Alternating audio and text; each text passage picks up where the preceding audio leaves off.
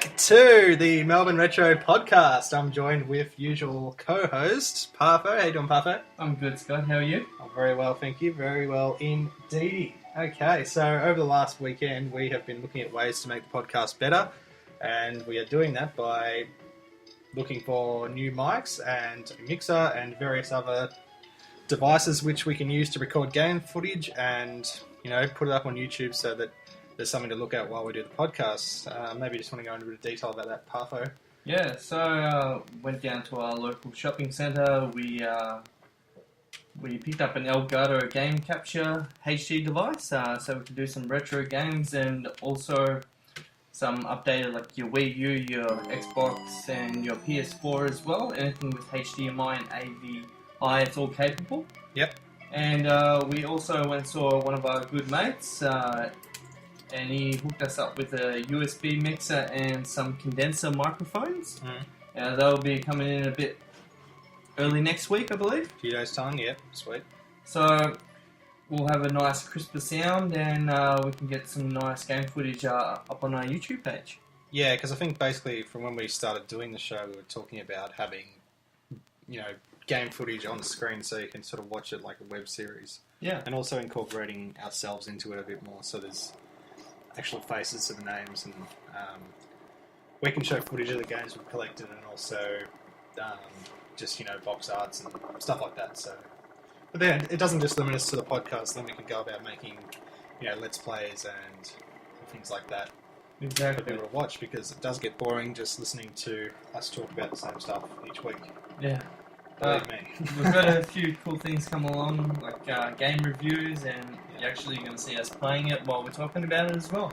Yeah, well, I know earlier today I was mucking around with the PlayStation 4 in live stream. I did a Fallout 4 live stream.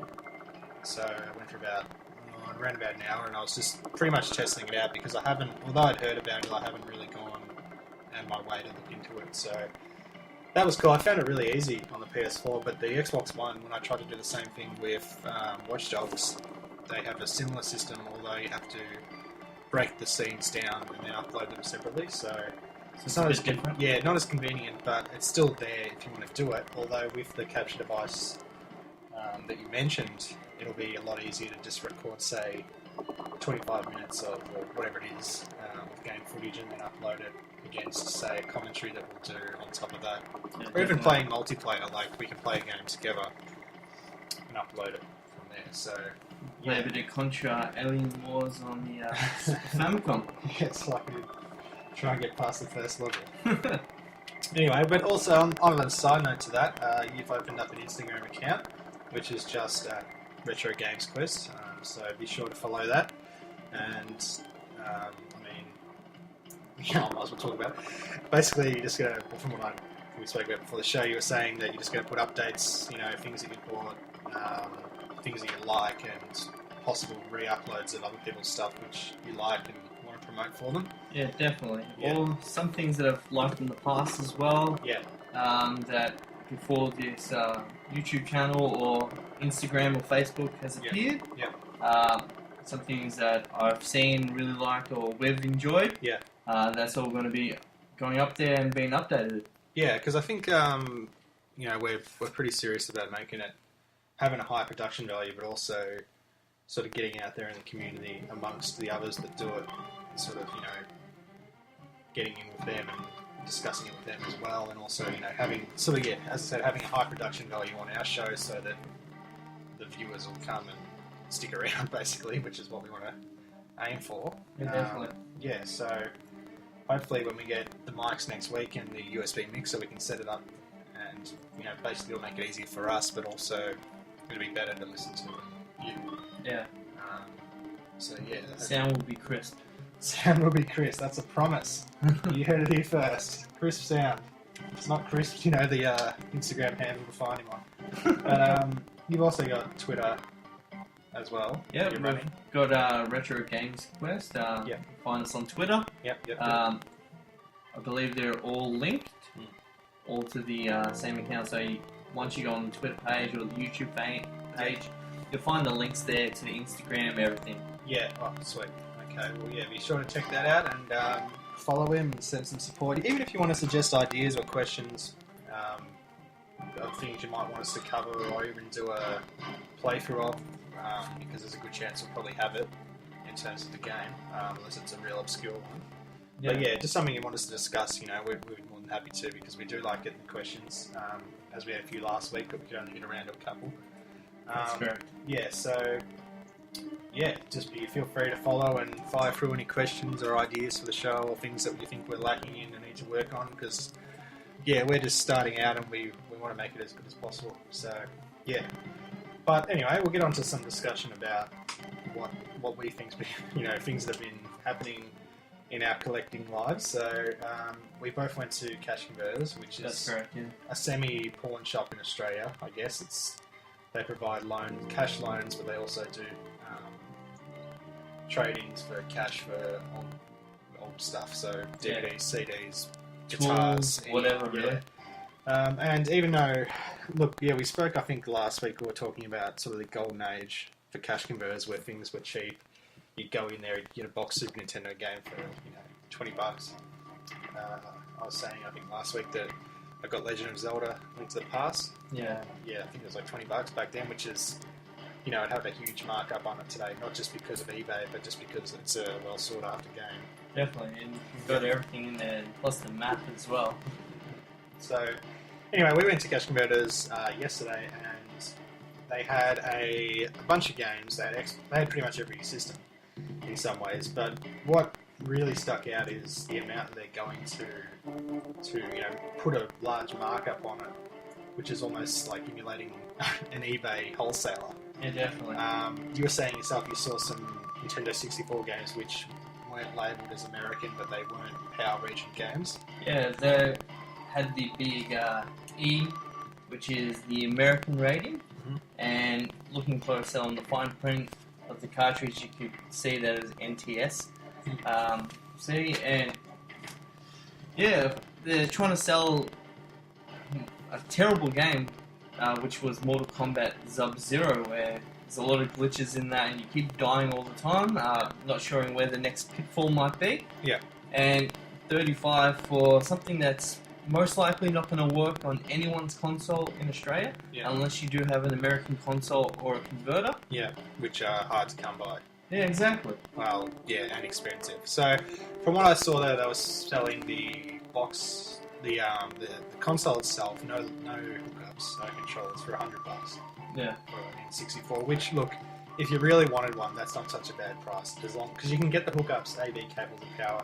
Actually, I don't know about the power adapter because it's a big box, but I know you can get the AV cables and a second tier controller off eBay for probably $10. Yeah. So that's not too bad. Although it looked like someone had traded in a Sega Saturn and they were asking about $60 per game, and the games were like Golf, Madden, they're not exactly 5-star games. Basic sport games that and then should be dirt cheap. Then they had the Saturn console. Who knows if it works, because it's a disc console, so there's a good chance it might have been damaged. Movable parts, easy damage.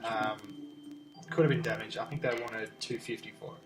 Yeah. And that's just the console. Now, from our experience, Saturns, they don't come around very often in Australia because it wasn't extremely popular, although they are around. And when they do come around, I don't think people will be asking more than $80 for them. Yeah, exactly. I've seen them go for $20 on the trader sites, so they're not... I think you were saying you spoke to one of the sales assistants about the prices once, and he said, we compare it to eBay. Yeah, exactly. Now, do you want to go in a little bit about that? Like I was saying, look, you shouldn't compare your prices to what's the going rate on eBay at the moment, because eBay, they still mark it up to make a profit, but they also cop a fee when they do sell it. And if you're just a retail store and you're buying the game at, just say, $5 from a person who's desperate for money, and then you're looking to sell it at $60, and just say it's $60 on eBay, you're paying no fees whatsoever, you've got it real cheap. You should be helping the community out and not jacking up the prices so much. Yeah. Now, it's sort of funny that they've done that, because before the Xbox One came out, our original Xbox console working non-chipped was going for about $40. Yeah. Cash Converters. I bought one not too long ago for $40. They had it for around $150 to $200 their cash converters. So that's a jump. That's about a 6 months difference Yeah. in how much they've gone up. The games are still around $12 each, which is okay, you know. Xbox had a short life, so the games are cheap, and there's not actually a lot of them around. I'm surprised they're not more sought after, but I guess, you know. Well, anyway, so that's jumped up heaps as well. I remember going to Cash Converters in Burwood, and they had a PSP Go, which I was chasing just strictly for the collecting sake of it. I wasn't going to play it. That's the one where it slides up. Slides up, you can't use the UMDs yet. Because I collect sort of everything for the PSP, and I wanted one to sort of finish the collection of PSP stuff. Excuse me. And then, hiccup. I ended up speaking to the guy. They wanted 150 for it. Yeah. Now I was like, said to the guy, I go, look, mate, the store is shut down on this. It actually doesn't work. Yeah. Unless you've got downloaded games on your account, which you can already get, you're not going to be able to use this. Yeah. Yeah, you can download games, but you know what I mean? Like, it doesn't have the support for it. It doesn't take games, you know, do they even know what they're selling? I don't think so. No. Like, they go on eBay and they see them for $100, they go, yeah, let's put it for 150. Yeah. But yeah, it's like, people are going to still buy that stuff. If they put it at $60, you know, which is half of what they were asking, still a little bit expensive because it doesn't really work. They'd get it. Yep. But when they put, you know, boxed 64 games out for $250 and they're nothing special, they're not going to sell it. There's going to be some poor kid who's out there who's like, I've got all this money saved up, I want to get into retro collecting. They go to Cash Converters because that's the only thing they have access to. They can't get a bank account because they're not 18. They can't start an eBay account because they're not 18. You know, they can't do all that sort of stuff online, PayPal, whatever. Yeah. So they can only buy what they see in the stores, and they fall into the trap. That's what's getting them, and it's sad because they're taking advantage of people who probably don't have access to the information and also basically the online sales. Yeah. You know, and that's realistically there. They shouldn't be selling them for that much, but I mean, they're out to make money. They're well in their right to do it because they own the property, but, you know, what can you do about it? Not much. No. But it just pisses me off. Sometimes you will find a really good buy there. Yeah, yeah. And it's rare, but you will go into it and you will see something that's really cheap and you're like, that's affordable, I'll buy that. I think I got Metal Slug 2 and 3 on PS2 for $2 each. Yeah. But, you know, we're at a stage where PS2 collecting, Xbox collecting is the big get. Yeah. In 10 years when we're up to episode 400 and PS2 collecting is become massive and we're trying to find a copy of NBA Live, you know, in 2005 and it's got $500 on eBay, we'll be kicking ourselves, you know what I mean? Exactly. So that's not big at the moment. They go by what's happening, and I even heard the guy saying to a customer, "Oh, retro gaming collecting is really big right now." Yeah. Well, yeah, it's big right now, but I think it's always been big in a way. Yeah, it has. People were just, you know, when the idea of burning games came out, which we discussed last week, people were really influenced by that. Let's go out and get a console where we don't. It sort of pays for itself in the way that we just hire the games to the video store, burn them. Yeah. So why would we stick to cartridge based? Sort of like, why would you buy a CD if you can just download it? Exactly. And that's just how it is. Like, trends go up. Yeah, but now you're seeing that people want to buy vinyls. Vinyl music is more popular than it's ever been. Yeah. You know, but no one buys CDs anymore. No. So, which is what me and my missus were talking about last night. We loved back in the day buying a brand new CD. That was always a great experience, and it's like, and the CDs are just lost now, and now it's just a digital download on the internet. Yeah, see, out of everyone I know, I don't think, I still buy CDs. But if I buy a vinyl, I'm not going to go and buy the CD. I think that'd be my right then to download it, to be honest. Yeah, which got it. You know, because I already own the print, and it's actually, a vinyl is about $50, a CD is about $10 to $20. So you'd think that I don't recall. Is it illegal to download a movie for home use? I'm not sure if it's not illegal for home use, but it's more if you repeating Yeah, it. if you're burning it and giving it out and making money off something that's not yours. Yeah, but I think they expect you to own it first. Yeah. See, it could sort of. I can see how people would look at that negatively, like, oh, you're still downloading it, but hang on a second, I've got their limited edition vinyl, which I paid more for. I don't know how to convert a vinyl to my computer and put it on my iPod. No. So what am I going to do? Buy it again? No chance. So that's the only thing. But yeah, you're right. I think now materialistic values are sort of at a stage where people want to display stuff and they want to show stuff off. Yeah.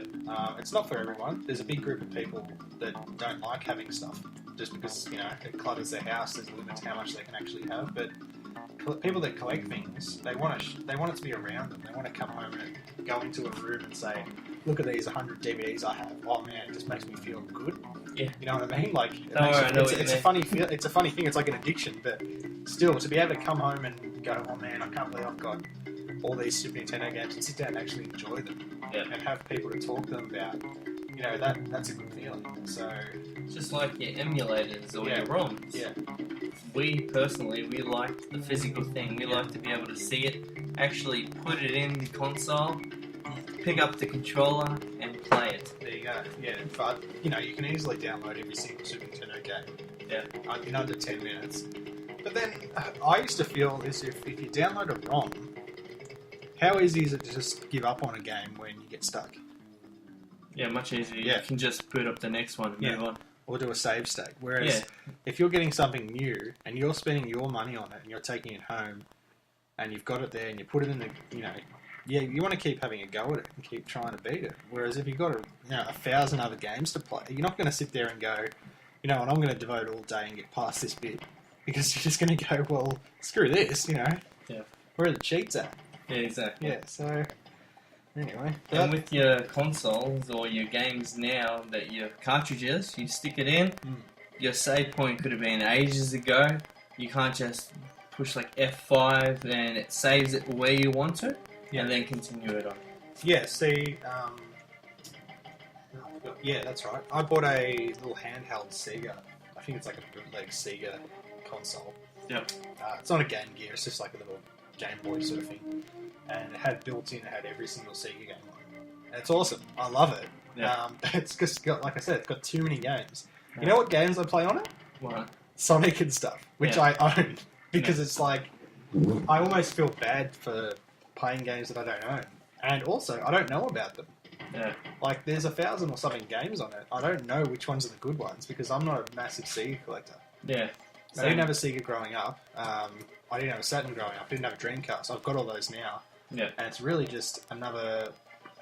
It's not like I'm going out of my way to collect for them, but if someone says, oh man, you should try out, whatever game, then yeah, I'll go get it, because I've got the ability to play it. Yeah, definitely. But when I crack out the handheld console, and I'm playing Sonic 2, I'm like, this game's awesome, because I have played it before. Yeah. So that's an interesting way of doing it, I guess. At least for me. Yeah. So, speaking of Sonic, you picked up Sonic Colors, which is one of my favourite Wii games. Yeah, with the Sonic Colors, that was actually returned to form with the old... It's very similar to the old Sonic on your Mega Drive.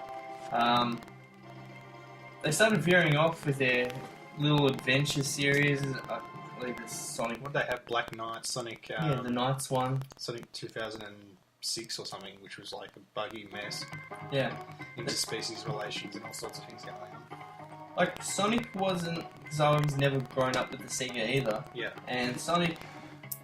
I played it when I was a kid. Yeah. But it was more with Mario. But this game I actually enjoyed when I played it. Yeah, no, it's really cool, because you're right, it is exactly like the old ones, although it has got a few elements where you do collect different things. It's quite challenging, but it's not over the top hard like, say, Sonic 2 or something like that, where you get to the end and you're like, how do I beat this boss? Yeah. But yeah, it was a really, really awesome game on the Wii. That was one of probably the first Wii games I got. Yeah. And when I played through it, I was like, this is awesome. I played through probably half of it on my Wii, and then my Wii died, and I lost the save file. But I had no problem going back to the start on the Wii. You enjoyed it so much. It was great. Like, over the years, I remember coming over to your house, and you always had a few Sonic games. Yeah. So you were always quite a big fan of the Sonic series. Yeah, the thing was, like, I never took to Mario. I would never be like, oh my god, he's so awesome. I really took to Sonic because I guess when I was younger, do you remember going and getting, like, they had the Mario t-shirts at Kmart and the Sonic t-shirts? No. Even though I had a Nintendo growing up, I didn't have the Sonic stuff, but I liked the look of Sonic. Yeah. I loved it. I thought it was awesome. Remember in edgy and Yeah. as an attitude. in high school, I made that Sonic woodwork thing. Yeah. Cool. It had tails on it. Yeah, so I love Sonic, but I never had the games, which was a funny thing. But now, yeah, Sonic's awesome. But they brought out Sonic. Oh, man, what was it? Sonic Legends, Sonic Chronicles. Yeah, Legends was another one. Yeah, and that's got the '90s Sonic look and the New Age Sonic look, and you switch between each of them in the different levels. That is a good game. Is that on the Dreamcast? No, it was on PS3, Xbox 360. I don't what was the name? I think it was Sonic Chronicles or something. I don't know, Sonic Adventures Legends. was on the Yeah, Dreamcast. Sonic. I think it's Sonic Legends. I'm pretty sure it is. So yeah, that was a good game. And what else did you pick up? If you want to shoot for some. I picked up F-Zero Racing on the Super Nintendo and Mario All-Stars and Super Star Wars. Now, all three cartridges were actually $20, Wow. which is actually a very good buy. Yep. Suppose Super Star Wars just itself is $20. Well, yeah. I mean, if you were selling those up, you could easily get. Sound a bit like cash converters. You could probably get $50 for All Stars. Yeah, If you were that kind of person, but I don't think you are. I'd probably say around 30 to 35 for the cartridge. Yeah, especially if you're a collector's buying it, you want them to have a good game, you want them to be happy. Yeah. You know, we're not out to get rich off, flipping games. Yeah, exactly. You're only coming across them because you bought them in a bundle and there was a few things you needed and those ones you didn't, so Yeah. what are you going to do? Put them on your shelf? Yeah. Yeah. And Scott, go over some of the pickups that Oh, you yeah. got. Well, yeah, for me it was more recent stuff. I don't know why, but I decided I wanted to try the Dragon Age series, so I got the Dragon Age, what was it? The whatever. Inquisition, yeah, on PS4. J-Stars Plus and Desiga, is it? Desiga? I think it's Desiga. On Desiga 4 on PS4, so a few PS4 games. Yeah, so I played a bit of J-Stars last night. I think it's been panned as being a bad game, and it's also a PS3 port, so... How did you find it? Well, I only really played probably half an hour of it, but yeah, it did seem a bit complex. Yep.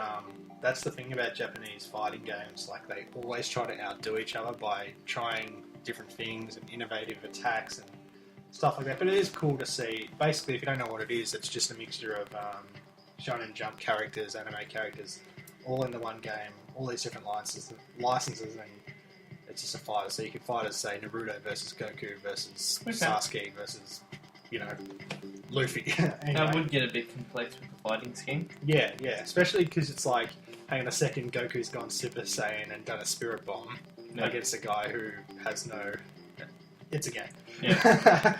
But yeah, so it's cool. I'm happy to have it on the PS4. I almost settled for the Vita version, but I'm glad I got it on the PS4 because it's a game I think even though a lot of people say it's crap, which I find with a lot of games, it really comes down to personal opinion. Okay. But yeah, I really want it on the PS4 because it's a game I want to sit back and play because I like all those characters. Cool. One game that you brought over for me was Tomb Raider, You Rise of Tomb Raider? Yeah. Yeah, I got 2 copies of that for Christmas by mistake, but man oh man, there's been a long time between drinks where I've rushed home from work to play a game or deliberately said I'm doing something so that I can stay in bed and play the game, and that game is amazing. Like, 10 out of 10. Maybe not 10 out of 10, but Close 9.5. And, like, it was really good. Challenging, so much to do. Great looking game. It's just a lot of fun. I'm sure you're going to love it. Cool. I enjoyed the one before that was on the PS3 and Xbox, and then it got ported over to the PS4 and Xbox One. Yeah. But they made this one Xbox One exclusive.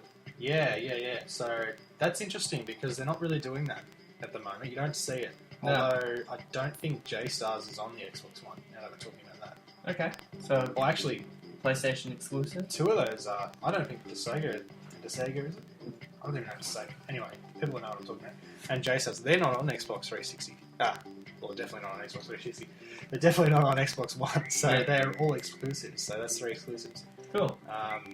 Which is cool to have because, yeah, as I said, they're not really doing that these days because it limits the amount of money they can make. Yeah, exactly. But it's most cross-platform. Especially with the Xbox One being the least selling out of, I think, I don't know if it's outsold the Wii U. It may have. I think it's ahead of the Wii U, but it's definitely not ahead of the PS4. No, definitely not.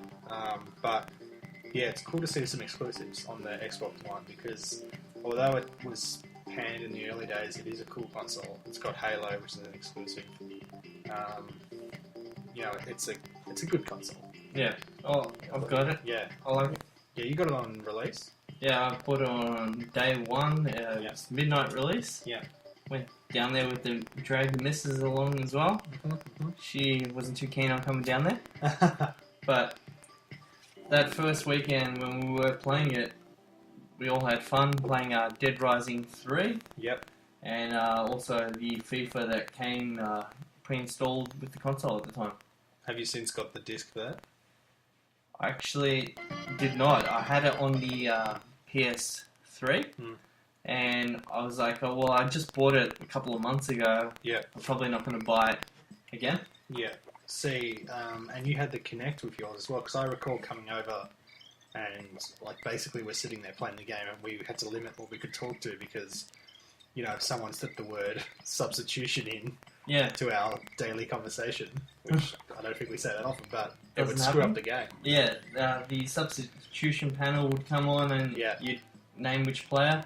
Like, we were playing Call of Duty the other night and I accidentally said something, which I didn't mean to. Yeah. And I got accused, what am I pushing, what am I doing? Yeah, so you said something like, display my tax file number. Or something like that. It just came up on the screen, yeah. But, yeah, it was funny. That's an interesting idea for them. I mean, I get it, but it's sort of not existent anymore. Like the one I got mine for an engagement present. Yeah. It had Unity and Black Flag built into it. I didn't install them because I already had Black Flag on the Wii U, which is an awesome game. But and I got Evolve, the disc of that as well, but it didn't have the Kinect. Although it did have the microphone connection for volume control and muting with the controller. Which mine didn't come with back then. Yeah, see, I'd take that over the Kinect bar any day. Yeah, definitely. But yeah, I think for the Xbox, I can't really remember. Yeah, I played Evolve, and then what I found interesting and annoying at the same time was loading the games on. It basically, you can only have, say, 4 or 5 games on until it's full. Yeah. Like, and we did touch on this last week. Why is it only 500 meg? Yeah, 500 gig? 500 gig, sorry, yeah, 500 meg, jeez. 500 gig. Why is it like that? You know? I don't know. Yeah, but disappointing. Even the next update, it should have been more than 1 terabyte. Yeah, no, definitely. So, in saying that, I mean, is there any games that you're looking for at the moment? We always talk about what we've got. Let's talk about what you're looking for. Let's talk about realistically looking for, like, not, you know, we're going to say, oh, I want a box mother never opened, mint condition. I wouldn't mind the box Earthbound if you come across it. Yeah. But the game that you brought over for me, Tomb Raider, was actually wanting that, but I will go down and install on the Xbox and start playing through that because I've been looking forward to it. Interesting that it's so hard to come by. Yeah. Jeez, I mean, maybe it is because it's an exclusive. Yeah. Be good to get your hands on it. Like, we went to 2 JB Hi-Fis yesterday and not one had it. Yeah. Possibly EB might have at Knox, but we didn't go there. And it's been, 3 weeks since Christmas, so you'd think that... I beat it in a week. Yeah. You'd think that people would trade that in, because there is a... Yeah, maybe it is just start getting hard to come by. Yeah. Probably that's my main game at the moment that I've been wanting to play. Yep. If I was to go back to some retro games that I'm really after, and people on some of my Facebook pages actually know I'm really after the Jetsons on NES. Yeah. And that game should be going for about $70 to $80, but with the ridiculous price jumps on eBay, people are trying to get well over $100 for it. Yeah, that's a shame. And that's the key game at the moment, as well as a game that's actually very rare. Yep. It's the Flintstones 2 on NES. Now, over in America, that goes for huge dollars. Yeah. But I do know of a close contact who's willing to sell it to me for like under $350. Yeah. But it was only exclusive in PAL to Italy. Yeah. So it does say has Italian on the cover, but the whole game's in English. And you're Greek, so that doesn't help. It doesn't help. Yeah. But yeah, that's something I really want. Yeah. And to get it as cheap as that, when it is a 500 plus game, I'm more than happy with it. Yeah, okay. Well, I think last night I was just searching the internet for games coming up on the PS4. I was just sort of doing a mock add to cart on Oz Game Shop, and I found that a few of the Vita games that I brought in Japan are now being ported to the PS4 in English. Yeah. Like that Digimon game. Yep. It's a new release over there, but now it's coming out in English on the PS4, which is common. They're doing a lot of that because the Vita's bombing. They're putting the games on the PS4 and charging them out at $30, $40. Yep. So I think I want to get that game in so I can play it with a bit more ease, but there's not really a great deal at the moment that I'm like, oh man, I can't wait for that to come out. Yeah. Yeah. Probably the only one in the next couple of months is Uncharted 4. Yeah. And I'm very excited for that one. Yeah, see, I haven't even played Uncharted. I played the one on the Vita for about 20 minutes and then got stuck in other games, but I did just get the collection. Yeah. So hopefully, I like The Last of Us, so I'll probably like them. Yeah, now, if you like The Last of Us, this was all three. Well, the first one was okay. Yep. Second one, amazing cinematics, and as well as the third one, it's cinematics in the game is where it's key, and same with The Last of Us. It's all about the cinematics and the gameplay. Yeah, because it plays out like a movie, doesn't it? Yeah. Yeah, okay. Well, yeah, okay. Well, I think that'll do us today before we go too long. But yeah, so be sure to follow Hypo at Retro Games Quest on Instagram and Twitter, and you can hit me up also on YouTube. You can hit me up at Melbourne Retro on YouTube. I'll be posting some live streams and also some other videos in the next coming weeks. I'm sure you will be as well, Parfait. Yeah. So send us a message, tell us what you thought of the podcast, and yeah, like I mentioned earlier, any ideas you have for future episodes and questions, and we'll catch you next week. Thanks for listening. See you guys.